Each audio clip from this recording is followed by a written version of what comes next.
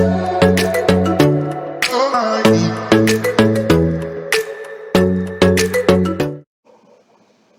everyone, welcome to the Torah Info event that we're having, the Night of Inspiration Part 2. To be honest, this is one of my favorite events that we had. I remember a couple of, 2 months ago, a couple time ago, we had the Night of Inspiration Part 1. We had the first one, but it was amazing, Baruch Hashem. We had a couple of speakers. This time we have me, Yakavtzir Romanov, the founder of Torah Info, and Daniel Yusupov, the director of Torah Info, will be joining us today and speaking. Thank you so much. But we want to thank everyone who's joining us for this amazing event that we're having. So first I would like to begin with one story I read and heard about. Amazing story.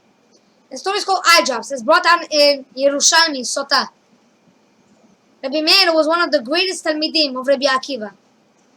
He used to give a shiur every Shabbat night. And everyone was invited to come and listen. Many people came to hear words of Torah from the great Rabbi Meir. There was one woman who went to hear the shiur every Friday night. Her husband would wait at home for her to come back. One week, Rabbi Meir spoke much longer than usual. Spoke a little minutes later. A few minutes. And her husband would wait at home for her to come back. So one week, Rabbi Meir spoke much longer than usual. And when the shiur was finally over, the woman hurried home. She knew she was late. But when she opened the door, she realized that the Shabbat lights had all burnt out. The house was completely dark. Pitch dark. Everything burned out, late at night, everything.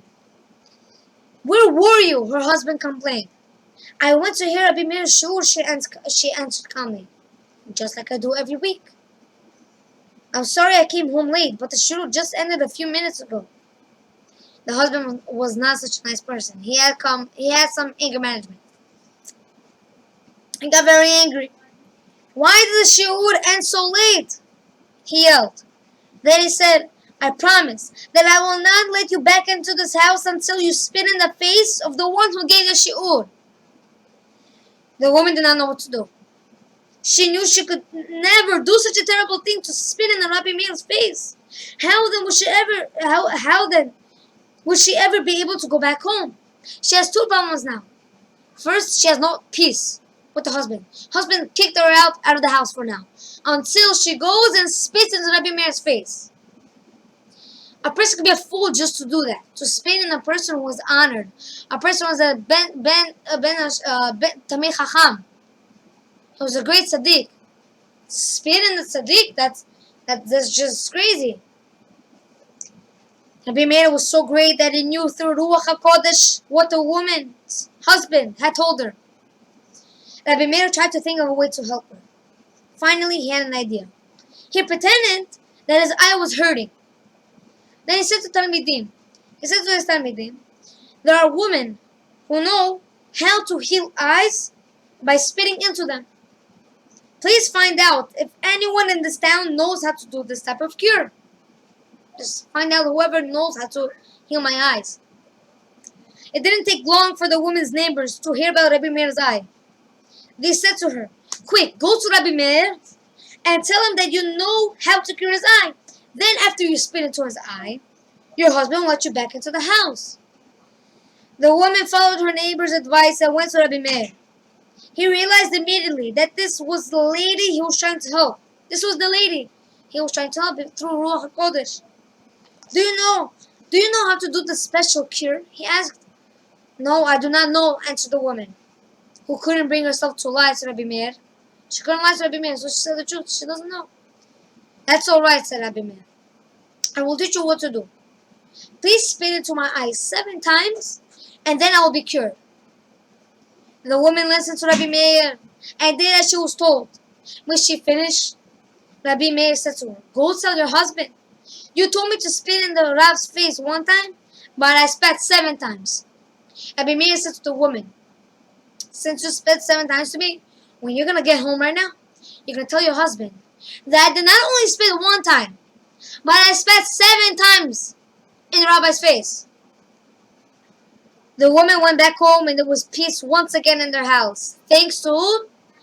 To Rabbi Meir HaKadosh. However, Rabbi Meir's Talmidim were puzzled. Why did you allow the woman to spit in your eye? They asked Rabbi Meir. It's not fitting for the honor of a Talmid Chacham like yourself. Rabbi Meir answered, the most important thing is shalom. The most important thing is peace. It's worth giving up my own honor, giving up my own kavod, so that there should be peace in someone's house. And with that, we learn from the story, we see from the story the importance of shalom. When people fight with their brothers and sisters and with their neighbors and with his friends and the home mishpacha or something, they fight, Hashem is very unhappy. He knows there's sinat chinam happening. That's the destruction of Bet HaMikdash happened because of sinat chinam. We learn from Rabbi Meir to do whatever we can to make sure there's peace. Thank you so much for listening. Our next speaker, a wonderful speaker, will be Daniel Supa, the director of Torah Info. Please, Daniel, begin. Thank you, Yaakov, for that amazing shiur. This shiur is also L'Ilui Nishmat Miriam Bat Rachel V'gam David Ben Zinam, and a kabir refuah shelema for Chaim Elab Ben Nifkad. There's a story, and it was called the Tefillah for rain. For many months, there have been no rain coming down from Eretz Israel, and no crops were growing. The two Rabbanim were sent to ask for this great tzaddik, Rav Abba, to pray for rain.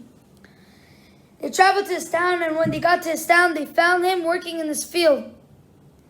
Shalom Aleichem, the rabbi greeted him. Rav Abba did not reply. They were waiting until Rav Abba was done with his work, and which was the nighttime, and Rav Abba went home. The Rabbanim started to follow quietly with Rav Abba, and Rav Abba told his wife that I think the two Rabbanim, I know why they're here, because they want us to pray for rain. So they went up to the roof and started to pray for rain. In a few minutes, dark clouds started to gather from the direction Rav Abba's wife was facing. In a short amount of time, rain started to pour down from the sky, and they returned into their house. Rav Abba turned to the Rabbanim. Why have you come? Rav Abba asked, pretending that he didn't know the reason. Is there something that I can help you? Well then, Rav Abba replied, pointing to the heavy rain outside. The Rabbanim asked him why we wanted you to pray for rain. And the Rav Abba pointed outside, and he said, here, Baruch Hashem, you don't need my tefillot. The Rabbanim smiled. We saw your wife davening, and we realized that Hashem sent the rain because of your tefillot, they said. But before we leave, we have some questions to ask you. We don't understand. We want to understand the things that we have seen. When we met you in the field, why didn't you just stop for a moment to talk to us? The reason, Rav Abba explained, is that I'm a hired worker and I get paid to work from morning to night. I didn't stop to talk to you because taking time from my work would be considered stealing. Now we understand, said the Rabbanim. And why did you carry your cloak on one shoulder and the branches on the other shoulder? Wouldn't it have been better to put the branches on top of the cloak to protect yourself from splinters and scratches? The answer was that Rav Abba said is that the cloak is not mine. When I borrowed it, I asked for something to wear. I didn't say that I would use it to carry wood, which could ruin it. Since the cloak does not belong to me, I had to make sure to be extra careful with it. The Rabbanim nodded. We understand, and now we have one more question to ask you. When Hashem sent the rain, why did we make it come from? Why did we make it come from your wife's side? Not from why not from yours? The reason, explained Rav Abba, is that when poor people come knocking on our door for tzedakah, my wife gives them food to eat. When I give tzedakah, I'm not home, so I can only give them money. The poor people must then take my money and go buy food with it. Since my wife gives them food directly, which they don't have to go to the store and buy, to the poor people, her mitzvah of tzedakah is much greater than mine. This is why the rain came from her direction. The man thanked Rav Abba for the rain and for the lessons and went on their way. The Midrash tells us that we should learn from Rav Abba to be honest worker. To be an honest worker. If we do a job for someone, we must be very careful be very careful not to waste time. Because when we would be stealing from the person who hired us, we also learn that if we borrow something, we should return it exactly as we borrowed it. So that means when you give something, when someone gives to you, you should always expect it the same way that you gave it to them. And not one thing should be damaged. We also learn that giving food to poor people is a greater mitzvah than just giving money. So what do we see from here, everyone? That we should always give tzedakah. Not only tzedakah as I mean for like money and for other stuff. I mean for food and other stuff that poor people can benefit from it. Instead of some poor people don't benefit from money because sometimes they can use it for bad cause. If we use it for good cause and we look and we see a person that's gonna help us in the near future, therefore we could always rely on them. Shabbat shalom. Thank you, Daniel, for that amazing shiur that you have given us to all inspire us in this Night of Inspiration Part 2 of Torah Info event. We'd like to thank everyone who's watching and everyone who joined us in this beautiful event.